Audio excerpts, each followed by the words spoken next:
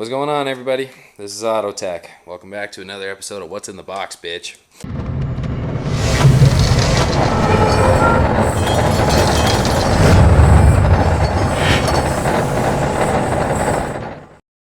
So I've complained a few times now. This seat just kills me after a few hours. It's definitely no Mustang seat for the Harley.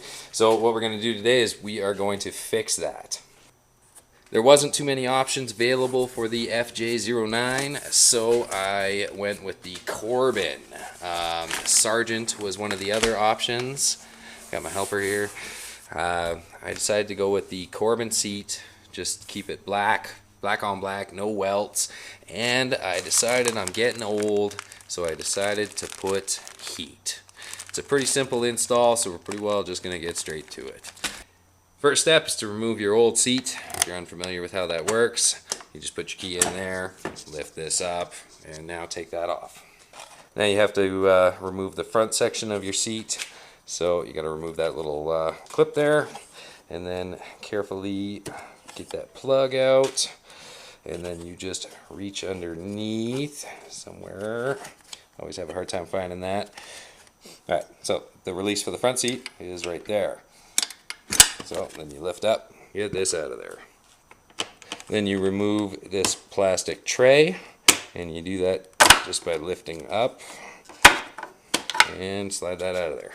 Now, starting at the negative terminal of your battery, use either a Phillips or a 10mm and remove the negative. So make sure that that negative isn't touching the battery, otherwise your circuit's still live. Then you're going to go ahead and use the 10mm and remove the positive bolt out of that terminal. Alright, inside your box you will have a connection and a zip tie. Man, working one-handed sucks. I think on my Christmas list this year I'm going to put a head-mounted GoPro. So yeah, you got this right here. Doing a little bit of preemptive planning. It looks like this is going to kind of be happiest right near the actual latch of where it's going to be. So if we come to the bike, you can see that this kind of general area here is going to be where that lines up the most. So what you're going to want to do is you're going to want to take, let's see how much room we got there. Not a whole lot. So we'll see if this end will slide through that way. Let's give her a try. Alright, so it does slide through this way. If you reach your fingers underneath here like that, and then push it through this side with this finger, you can get her through. It just wouldn't be a how-to video with Auto Tech without putting a little bit of Loctite on something. Now, the whole reason you want to Loctite your battery terminals is because they will vibrate loose. They may not have yet, but it's just a matter of when. Here's where a hint of finesse and patience kind of comes in. You need to line up all these eyelets, especially if you have the battery charger port on there like I do. So you need to line these up and then start the bolt. Once you get that bolt started, as you're tightening it up, those eyelets are going to want to turn with the bolt. So if you just hold them in place like that with your thumb and then tighten them up, you won't have them twisting around.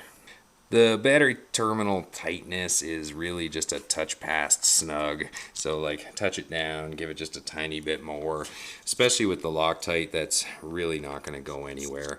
So now we're ready to repeat the same thing on this negative terminal. So take your time, line it up, and get that bolt started. Once you get that bolt started, same deal. Just hold these ends of the terminals over and then tighten that bolt down.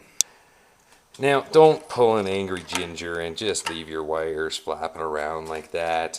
Spend a little time, run them nicely, tuck them in, and zip tie them in place. So it just wouldn't be a complete Auto Tech how-to video if I didn't go ahead and over-engineer the hell out of everything. Alright, so I decided to add extra zip ties. I added one here, and here, and then I used the original one that they gave me right here. So as you can see, everything's running nicely. Nothing is going to rub and chafe and whatnot, and it's all running in the factory location. Don't forget to use a pair of side cutters and trim those ends off. After that, you're pretty well done with the tools, so that's always good. just so that I don't lose this little plug and this little clip here. I put them back in there. If you never ever plan to put your stock seat back on, you really don't need it, but hey, you never know. I don't like to throw stuff away that probably costs more than it should. Alright, now you're ready for the two-handed part. What you're going to do is you want to slide this part into the lower part here, and then before you pop the seat down, you're going to want to plug in your connector. I'm going to see if I can stop once I get the seat in there and show you guys plugging in the connector. Okay, so no, I can't do this one-handed, but you can see this connector is just about at that one. So you're going to want to plug it in and make sure it's out of the way of this latch when you push the seat down. Alright, so once you get everything lined up, you're just going to want to push down on your seat until you hear it click, and then you'll give it a tug, make sure it doesn't move. So if you went with the heated option just like I did, all you do is flick that switch if the light comes on. Apparently the way they wired the relay is the light only comes on if the heaters are working. Just remember, this is wired directly to the battery, so even with the key off, it's still going to come on. So if you forget that on, it's going to kill your battery, so definitely be careful of that. So looks wise, it's not looking too bad. Fits up at the tank real nice, follows the lines of the bike real good. You know, the back end here, the passenger pillion, I guess, it's got a nice look to it. Everything's looking pretty good. I'll throw a leg over it, see if the height difference is any different. I don't think it will be though. Okay, so I sat on it. Feels a touch higher. Now I'm not sure if it's just because it's wider up at the top here, so it makes my legs stick out further, but not a huge deal. I can still touch the ground just fine. Not a big issue there. Now that you had your battery unhooked, don't forget your clock's going to be off, so you're going to have to reset that. And that's pretty well, that's about it really. Got some cardboard to clean up. That's how it goes usually, but unfortunately, I don't know if at the time of this year I'm going to get a good review out of this thing. I mean, I'll get a few rides out of it, but we're pretty well coming to the tail end of this one here, boys. So, as you can see, the seat's not looking too bad. Let's get you around on this side in the light. See, I specifically asked for this black logo because I didn't want something flashy. It's not my style. But yeah, it's looking all right. I'll have to get a ride in on it and see how it goes. But hopefully this points you guys in a direction of a seat option. I know like Sargent makes seats for them. Corbin makes seats for them, and I really didn't find a whole lot of other options. So that kind of sucks.